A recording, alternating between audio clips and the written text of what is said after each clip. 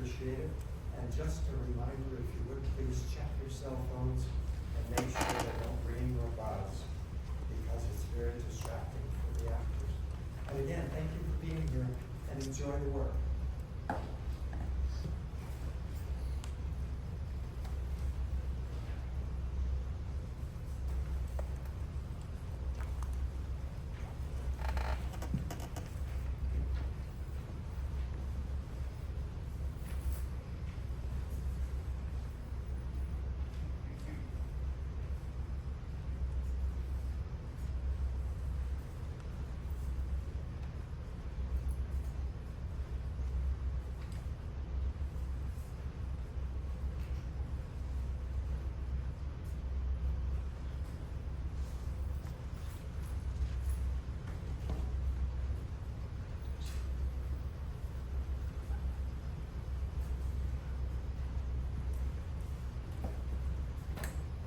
Well, this is my room. As you can tell, I'm a very tidy sort of person. And actually, one of the reasons why I keep it so tidy is because my very best friend, Zara, also likes things tidy. Well, that's my invisible friend, Zara. Zara, say hello. And I invented Zara, years and years ago, when I was about 7 or 8, just for fun. She's my special friend that no one else can see except me. I mean, I can't really see her either, but anyway, I've kept Zara for years and years, and when I get really sad and depressed, like I do today, I sit and talk to Zara. Zara's special. She always understands. Aren't you, Zara? Oh, Zara, I almost forgot to tell you. I was picked for my school swimming team today after school. I know. I'm so excited. I'm glad you're excited too. It was good. It went really well.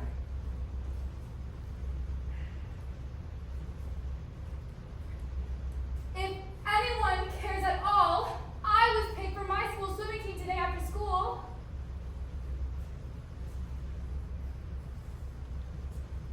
Well, how about that, folks? Thanks for your support, everyone. Yeah, Zara. I know you're always here for me, but it's just that sometimes I get so lonely.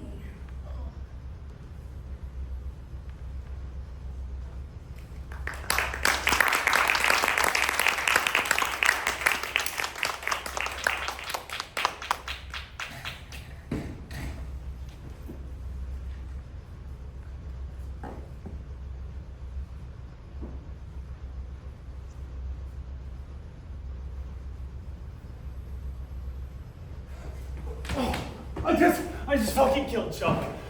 I mean, he's just laying out there. He's not moving.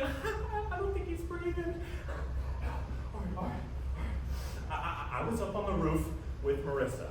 We're talking, laughing, having a great time, right? I told her I thought she looked like Sandra Bullock. I said, I love Hope Floats. Who knew those would be the magic words, right? Next thing I know, our clothes are off, and we're loosening roof shingles like there's no tomorrow. And I mean, there's kissing, and biting, and touching, and then all of a sudden, someone starts beating on me. And I mean, really pounding on me, and growling. Yeah, growling. And I look up, and there's Chuck. And so I'm like, hey man, what's the problem? And he looks down at me and he goes, the problem is, you're fucking my girlfriend, dude. And so I look over at Marissa and I'm like, you're his girlfriend? And she goes, no way. So it turns out that Chuck just wishes she was his girlfriend. Turns out they're actually cousins or something.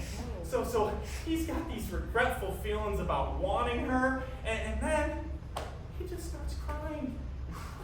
I mean, it totally ruined the mood. I mean, Marissa gets upset. She puts her clothes back on. She goes back into the party through the window, and I'm left just up there with Chuck, you know, crying, whining, blubbering Chuck. And he goes on about how he's just this total fucking loser, and how he should just throw himself off the roof. And, you know, I mean, for a second, I thought, yeah, you know what, you should. Maybe you should throw yourself off the roof. And I don't do that, all right? I grab him, I pull him close, and I go, Chuck, buddy, I mean, you'll get another girl, right? Just, you know, maybe not your cousin, right? And I gave him a nice friendly pat on the back. I mean, I really gave the guy a nice friendly slap on the back. I got no idea how heavy he is. I mean, who knew the guy would go flying off the roof, right? I mean, who knew the guy would go flying off the roof?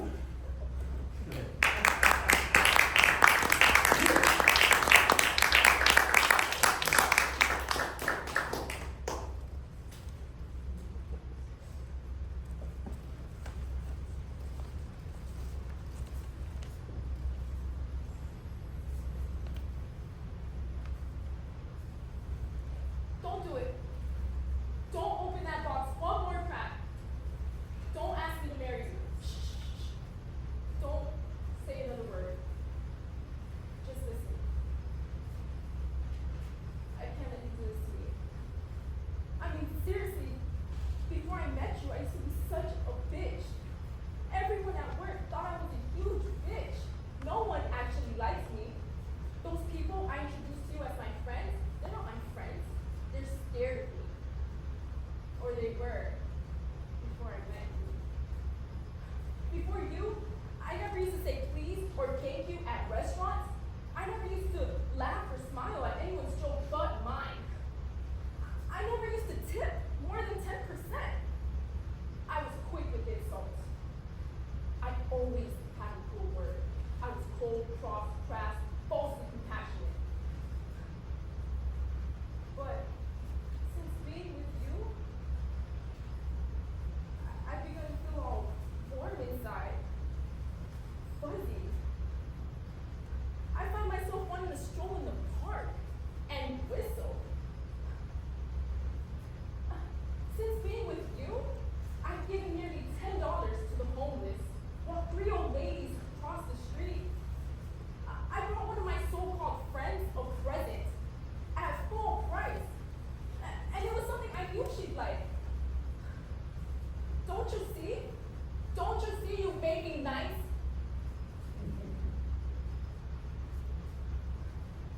And what scares me, what really scares me is that you open that little box and you'll ask me to marry you. And I'll just nicely say yes. And then I'll be nice my entire life. Please, for the love of God, please don't open that box. I mean, the world already has millions of nice people. I'm a bitch, and I want to stay that way. Please, I'm asking you. No, I'm begging you. Will you please not marry me?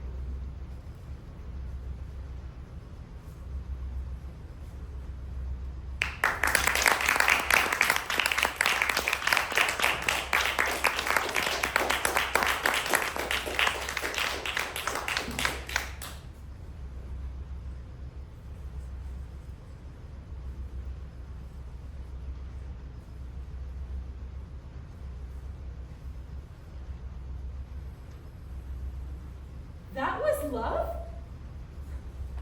If she loved us so much, why wasn't she here? She was never here. She was never fucking here. She left. I was 9 years old, and taking care of you, taking care of all of us. I was in the 4th grade, dragging your ass passed out in from the yard so you wouldn't freeze to death. Staying up all night with Ian when he had chickenpox.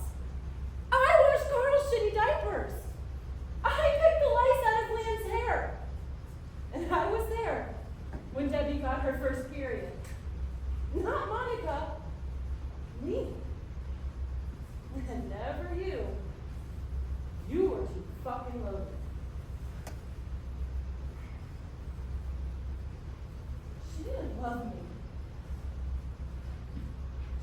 love you.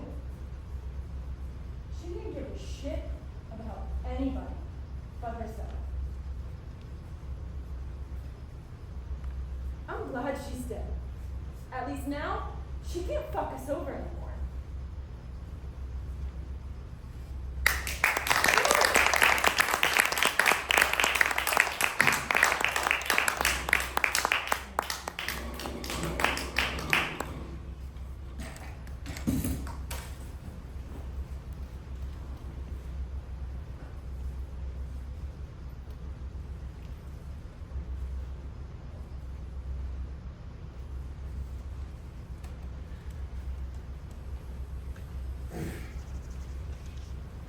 Where's my date? My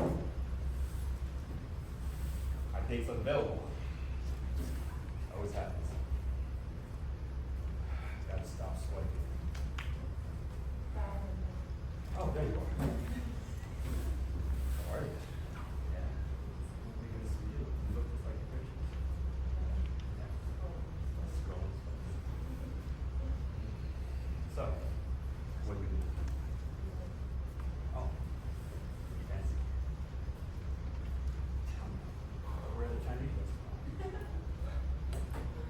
Just kidding. It's a fusion place.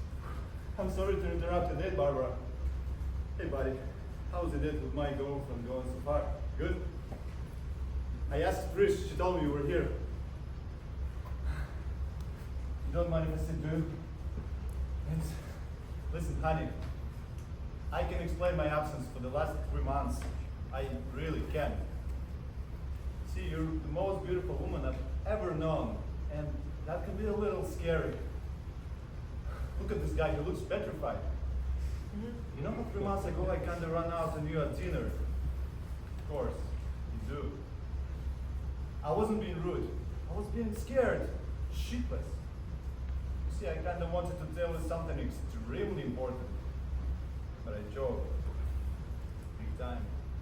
And I went home and I cried. I wept uncontrollably, Barbara. Now that's not like me. I'm not a whimper. There I am, reduced to whimpers because I don't have the guts to tell you that I'm. So I turn on TV and there's this documentary about those guys that climb Everest. Oh, you've seen it, buddy. So I started thinking about how brave these guys are and why can I be more like them? I mean, those mountain men have stared death in the face. No way they would have been so anxious to ask if you. So I decided I should climb Everest. If I climb Everest, little things like that, there'll be a cakewalk. I know I should have told you, but I just went. The next thing I know, I'm trapped in an island tent at 25,000 feet with a mountaineer named Gus. Winds over 100 miles per hour, tossing grapefruit-sized rocks and pieces of ice bigger than manhole covers through the air. All I can think about is you. I keep rehearsing this moment in my head over and over. Every hour, Gus or I have to bundle up in our summit gear, roll from the tent and shovel the snow into the screaming wind. If we don't, the snow will bury us, seal off the last bit of fresh air and slowly asphyxiate us. I keep thinking about this moment with you and in my head, it's not getting any easier. Somehow, Gus and I managed to survive.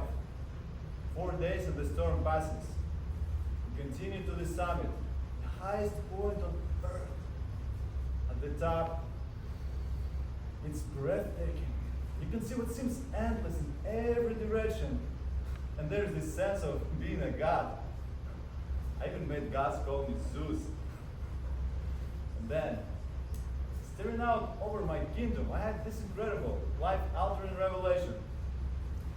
There is nothing in the world more frightening than a beautiful woman. I've seen death in the face, Barbara. Just like those guys in the documentary. And I have to say, looking you in the face, telling you what I'm about to, it's still harder. Barbara. Barbara. My dear. My love. Here we go. Will you marry me? Okay?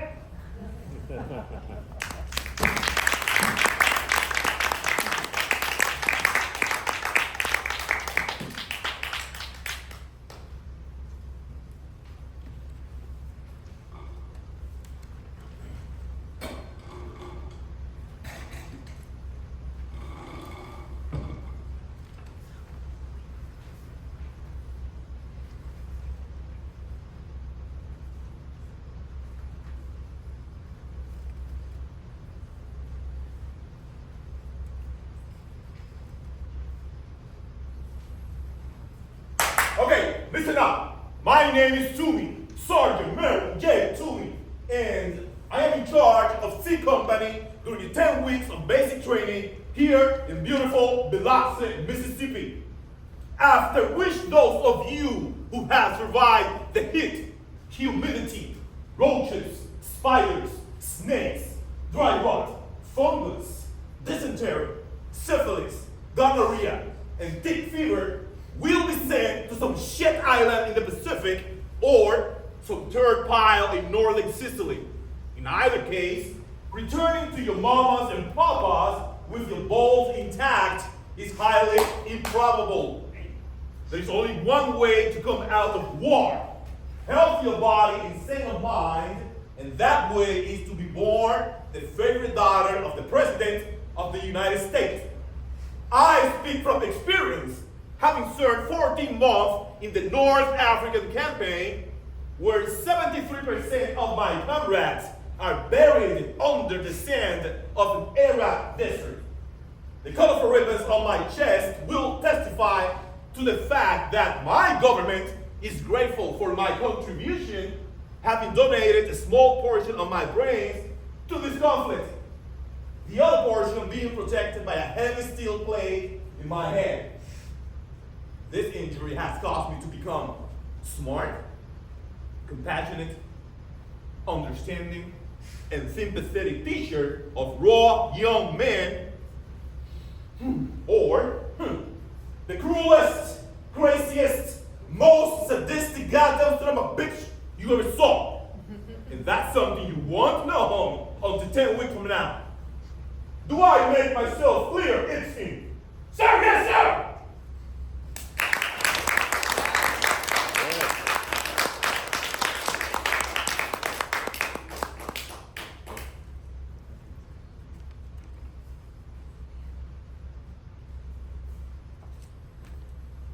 You think all dreams have to be your kind, all golden fleece and thunder on the mountain.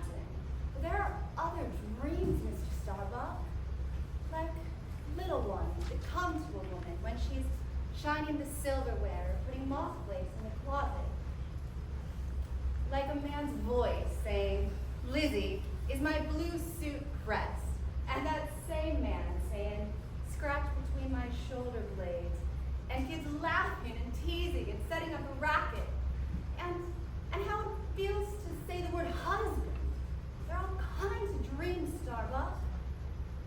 Mine may be small, like my name, Lizzie. But they're real, like my name, real. So you can have yours, and I'll have mine.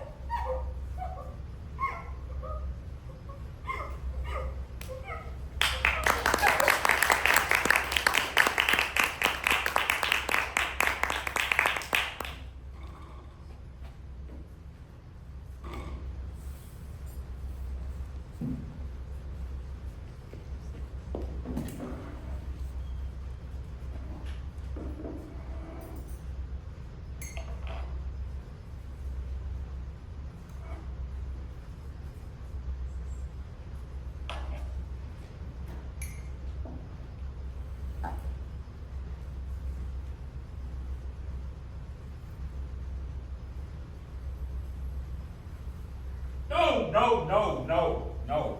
Forget it. It's too risky. Besides, I'm through with that shit. You're always saying this. It's the same thing every time. Never again, I'm through, too dangerous. I know what I always say, and I'm always right too. But you forget about it in a day or two. Well, my days of forgetting are over with, and my days of remembering have just begun. When you go on like this, you know what you sound I like? sound like a sensible fucking man, is what I sound like. You sound like a duck. Quackity quack, quack, quack, quack. Well, take this to heart, because I'm never going to do it again. And since I'm never going to do it again, you're never going to have to hear me quack about the fact I'm never going to do it again. After tonight. Correct. I've got all night to quack. 2 coffee. The way it is right now, you're taking the same risk. You're taking the same fucking risk as robbing banks. You're taking more of a risk. Federal banks aren't supposed to stop anybody during a robbery. They're insured. Why do they even care? You know you don't even need to bring a gun to a federal bank? Heard about this guy? He walks into a federal bank with a cell phone, hands it to the teller. Guy on the other end of the phone says, "We got this guy's little girl. If you don't give us all the money, we're gonna kill her." That worked? Fuck yes, it worked. That's what I'm saying. Knucklehead walks into a bank with a cell phone, not a pistol, not a shotgun, cleans out the entire place without lifting a fucking finger. What about the little girl?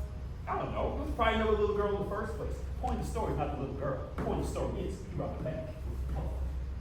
So you want to rob banks? I'm not saying that I want to rob banks. I'm simply illustrating the point that if we did, it'd be a lot easier than what we've been doing. And no more liquor stores. What have we been talking about? Yeah, no more liquor stores. Besides, it's not the giggle that it used to be. Too many foreigners own liquor stores. Koreans, Vietnamese. They don't even speak English. You tell them to empty out the register, they don't even know what the fuck you're talking about. They take it too personal. One of these days, one of these Korean motherfuckers is gonna make us turn around and kill them. I'm not going to kill anybody. Well, I'm not gonna kill anybody either. But if they put us in a situation where it's either us or them, and it's not the Koreans, you got the Jews that have owned these liquor stores for the past 15 generations. You got Grandpa Irving behind the register with a magnum break to blow your head off. Try walking into one of those places with a cell phone, see how far that gets you. Nah, forget it. It's over with. I'm done. Well, what else is there? Day jobs? Not in this lifetime. Well, what then? Garçon! Coffee! Garçon means boy.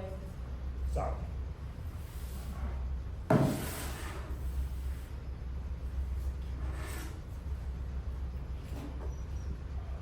This place. Here, it's a coffee shop. What's wrong with that? Nobody ever robs restaurants. Bars, liquor stores, gas stations. You get your head blown off sticking up one of those. But restaurants, on the other hand, you can catch them with their pants down. You're not expecting to get robbed, or as expecting. I bet in a place like this, you could cut down on the hero. Correct. And just like banks, they're insured. Owners don't give a fuck. They're just trying to get you out of here before you start plugging customers. Waitresses, forget about it. They're not going to take a bullet for the register. Busboys, the guys making $1.50 an hour, do you really think that they care that you're ripping off the owner?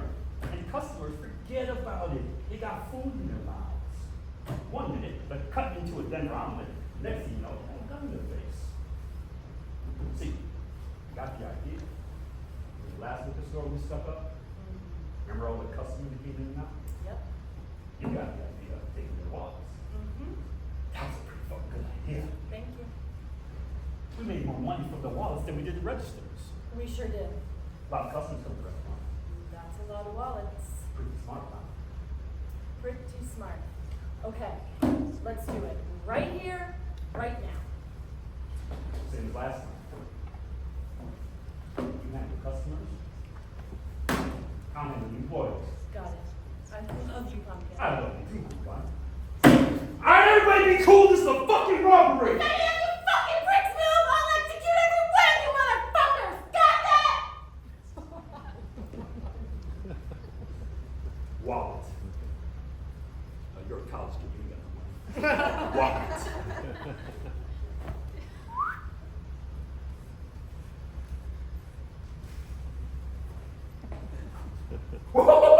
Yeah!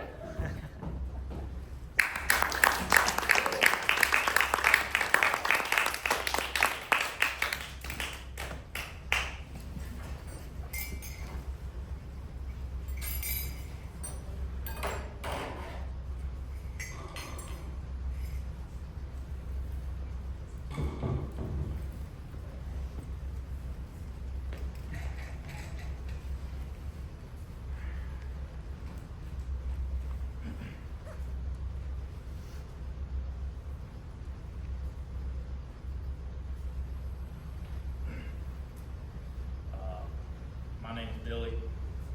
I'm an addict. I don't know if this is related to drugs per se, but I'm losing a part of me. I'm out of a job. Last day at the factory was Friday. You know, it's gonna be all right though. Well, hell, it's a little rough. Hell, the dream came back. Some of y'all may have remembered it. In it, I'm young, just driving, just started, and I'm high. It's a good high too. It's warm. I feel good, and I'm driving down the highway and I lose control. I smash into another car, and that car burst into flames.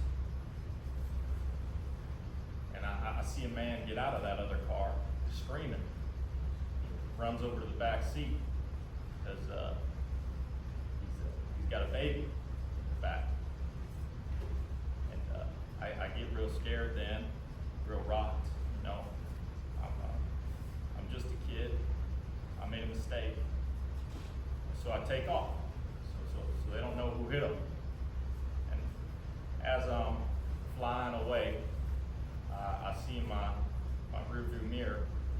The man pulls something black out of the car. It's his baby. Burnt, black coal, but still alive. And then later on, the boy lived, but he ain't got no face or hands. His face is like a mask, just scar tissue and eyes. He's screaming from the pain and growing up. And the only form of power that this boy has, as he's going through all this pain, is his voice. The only thing that gets through is when he's screaming or crying, pleading to his father, please be gentle. Please be gentle. And I know this. I did this. He's pushing me for something that he wants. They threw him out of school. He's acting out, drugs. I know it exactly. And I want to hit him. I mean, I think about the anger I felt at his age, 16. It's like looking at myself in the mirror. And he makes me so angry because he makes me feel like I'm my daddy. And I want to beat the hell out of him. He's driving his mother. His mother didn't feel like coming up tonight. She's got a little bit of a cold. Well, hell, she's at loose ends. Like I said, I'm out of a job, y'all. Got nothing else coming in. We got rent, insurance. It's tough times, everybody. Tough times. Temptations. We're gonna be all right, though. Thanks for letting me share.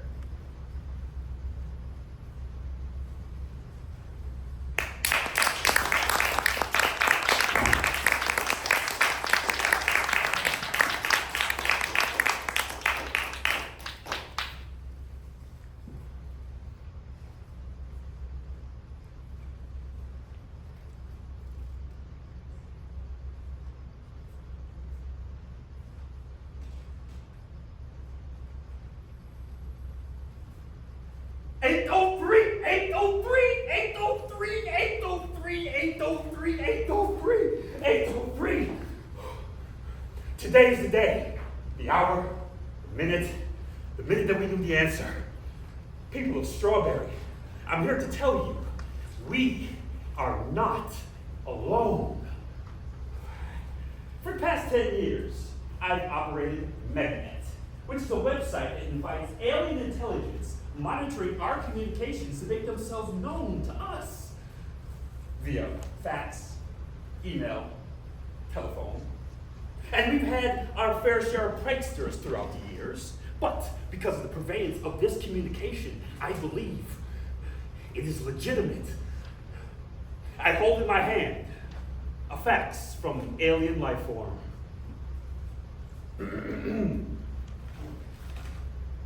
Do not laugh at me. This is a mind from a million light years away that is trying to communicate with us. I do believe I have 3 minutes left, Mr. Chancellor. Thank you very much.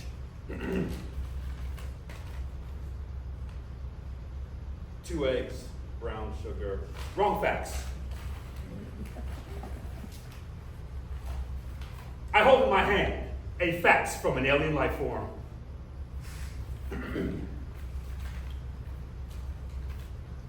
Oh, yeah. Ooh.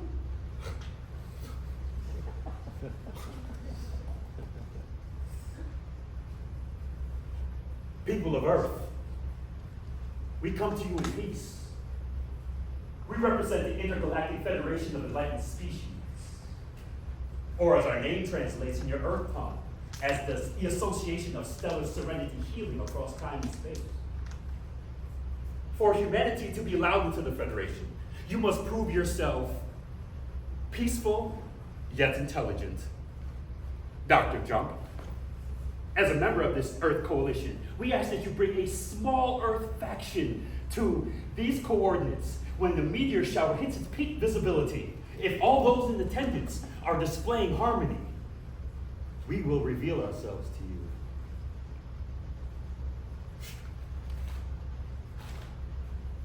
Displaying harmony.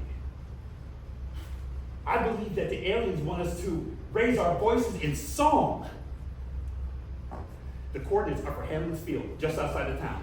If you believe in a world bigger than your own, I implore you, come to Hamlin's Field at the peak of the meteor shower in 3 days, and you will see we are not alone.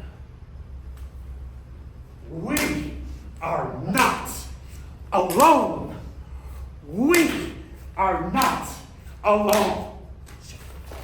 Remember, 3 days, peak of the meteor shower.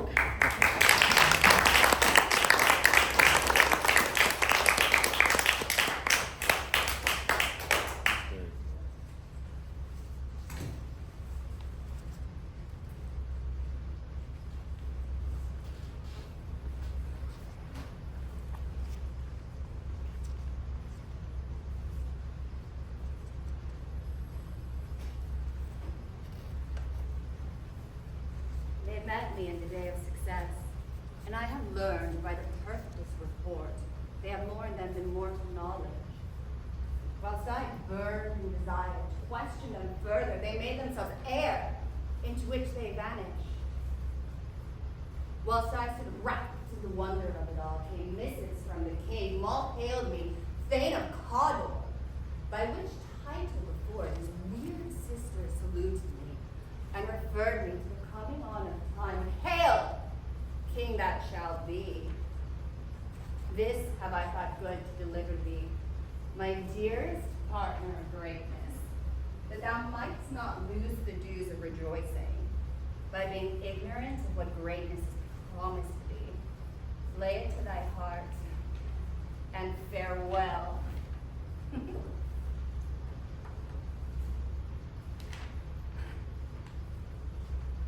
Glad as thou art, and Cawdor,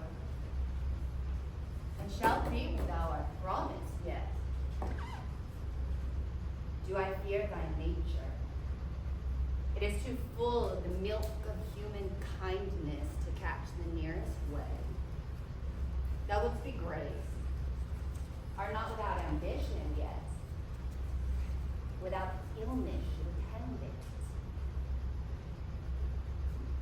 What thou wouldst highly, thou wouldst holily, wouldst not play false, yet wouldst wrongly win. Thus have great gladness, that which cries, thus thou must do it, thou have it, and that which rather thou dost fear to do than wish it be undone. may pour my spirit in thine ear, and chastise with the valor of my tongue all that impedes thee from the golden round, which fate and metaphysical aid doth seem to have thee crowned withal.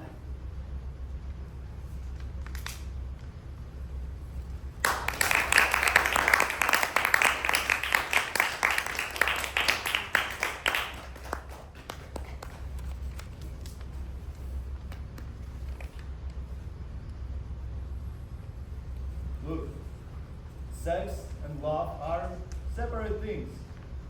Well, they can be, that's all I'm saying. This thing with Naomi, okay, it should never have happened. But it didn't have to impact on what I have with Meg. I thought that was the deal. It was a separate arrangement. She told me she just wanted a bit of fun. And now she turns around and does this. I mean, where the hell did that come from? If I'd known Naomi felt like that, I would have broken it up with her months ago. Well, maybe. Oh shit, maybe not. But I just wish women would say what they mean, you know? Plainly, clearly would state what they want. Instead of expecting us to be psychic.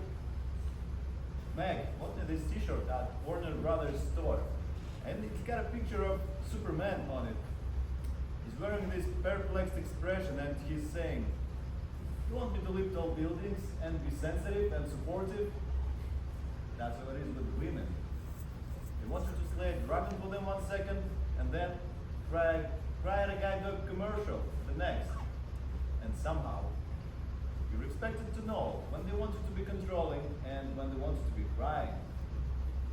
If you don't make the right guess at the right time, it's instantly construed as a proof that you don't love them enough. If you really love me, you wouldn't need to ask, how many times have I heard that? I'm sorry. I've loved a few people a lot. But no one's ever stepped out of the shadow and handed me a crystal ball. Anyways, I know I'm trying to change the subject. The fact is, I've been acting like a brick.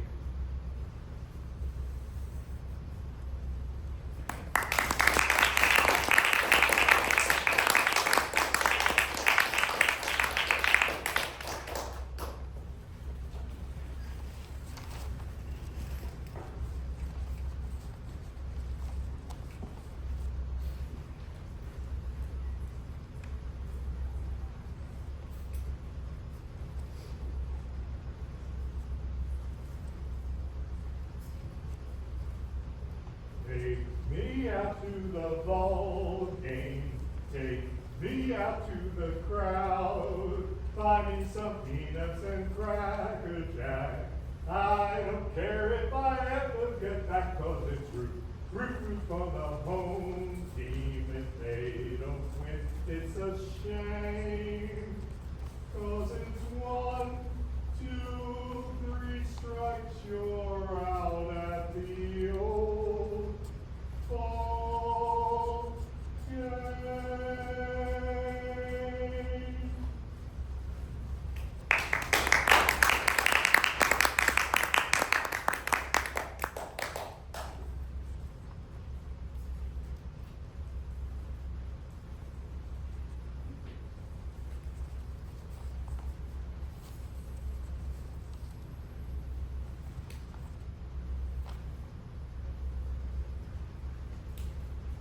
Someone once asked me, when did you break with your father? When was the moment that he was no longer God? I think we all have moments like this. The moment when the spell is broken. The moment we realize our parents are fallible. The moment we push our mother or our father off the pedestal. My father and I are in the backyard playing catch when it happens. A couple hours earlier, I had raced home from first grade, desperate to see him. He was home from Marlboro. Marlborough was the state psychiatric hospital. I'd run up the front steps, through the front door, and put my arms around him. I could feel the roughness of his 3 o'clock shadow against my cheek. It was comforting. And then a little while later, he said the magic words, "Jay, go get my glove." So now in the fading light of the backyard, my father throws the ball, and I catch it. Just like I knew it would be.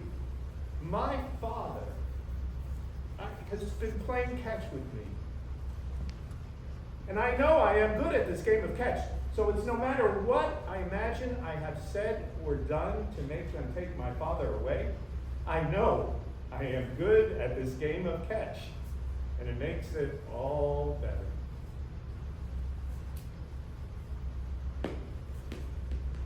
Then I miss one. How could this be? Another throw. Another miss. This wasn't supposed to happen. Okay, I'll catch this one I got.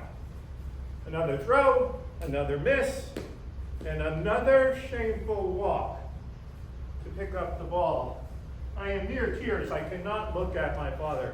Okay, this time I'm going to follow the ball right into my glove, just the way my father taught me. Another miss. But this time I realized the ball is not going straight. It is moving. It is moving right to left. It is curving. My father is chuckling, and I suddenly realize he is doing something to make the ball curve. He is making me miss. Okay, this time I will catch it.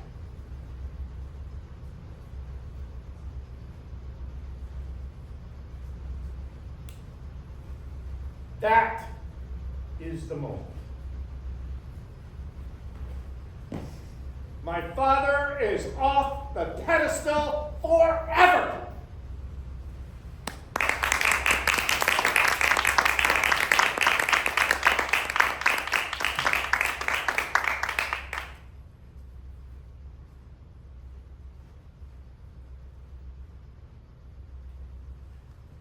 I'm outside my sister's apartment in St. Paul, Minnesota. On the other side of the door, somewhere in the apartment, is my father. I haven't seen him in 10 years, since I cut off contact with him because his bipolar disorder was creating havoc in his and in my life. My sister's getting married, and she had flown him out so he could be at the wedding. The last time I had seen my father, he was on the edge of homelessness. While we didn't have contact, he'd fallen over the edge and into the abyss of shelters and the streets. This weekend in St. Paul would be one of the last times I would see him before he died.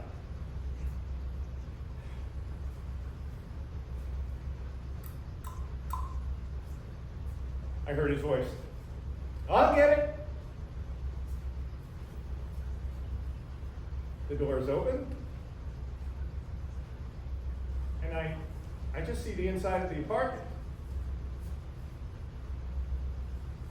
Oh, there he was. Much shorter and older than I remember him. A couple of months later, I go to see him at his group home where he's living in Rockaway, Queens. My sister, thankfully, had gotten him a reasonable place to stay. He took me for a tour around the building. We stopped by the receptionist. I remember his face lighting up as he introduced me. "Hey, Susan, this is my son." We sat down to talk. I asked him, "How is it to live here?" "Oh, you can't beat 3 squares a day," he said. 3 squares a day? I was struck by how his priorities had changed from his time as a top IBM salesperson and the president of the New Jersey JCs. About 10 minutes into the conversation, he asked if he could just come live with my wife and I. there it was. My biggest fear, that I'd become attractively entrenched in his complicated and unsolvable life. I ignored the question.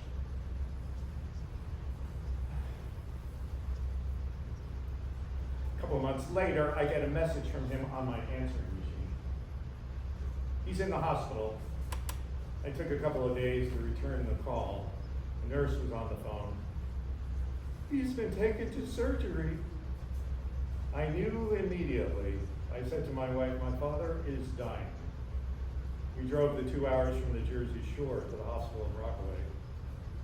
The last time I saw him, he was being prepped for surgery. He was under anesthesia, in septic shock, his stomach protruding outside like the size of a basketball. I put my hand on his shoulder just as they took him away. It was not good, but he survived the surgery, and we went back to New Jersey. At 4 a.m., the phone rang. It was the doctor. He was direct and to the point. God help him, your father has died.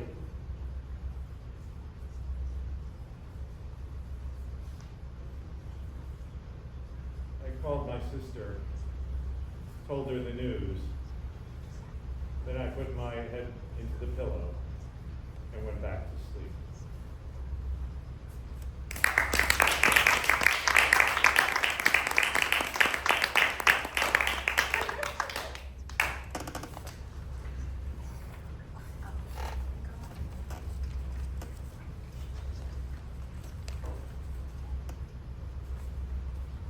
12 years after I pushed my father off the pedestal, I'm standing on a pitcher's mound on a warm and windy day. Senior year in high school. The catcher puts down 2 fingers and I throw another deuce. It's breaking big and wide today. The batter flails helplessly. Strike 3. Someone in the book puts a little K in the scorebook as I walk off the mound. It's the end of the 3rd inning, and I've struck out 8 of the 9 first batters. I went on to strike out 14 batters that day. 14 strikeouts, 1 walk, and no hits. And it was that big, sweeping curveball that was the killer, going right for the batter's head and catching the low outside corner of the plate. Unhittable. I rode this curve a long time. It was my ticket to the country's leading photographic school that had a baseball team that needed pitching. And that led me to a lifetime of career opportunities.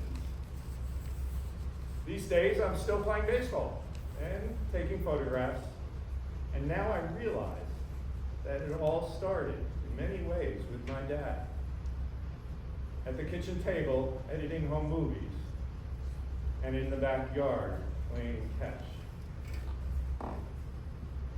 Now, my father threw me a lot of curveballs in his life. It was an unchangeable game plan because of his bipolar disorder. But now I realize we were just both doing the best we can, given the tools that we had. It's just a matter of accepting what is and what has been. Now, I don't think I can fully go back to those magical moments before the push. But when I think of my dad, and I think of baseball, and I think of throwing that curve again, it feels like we come damn close.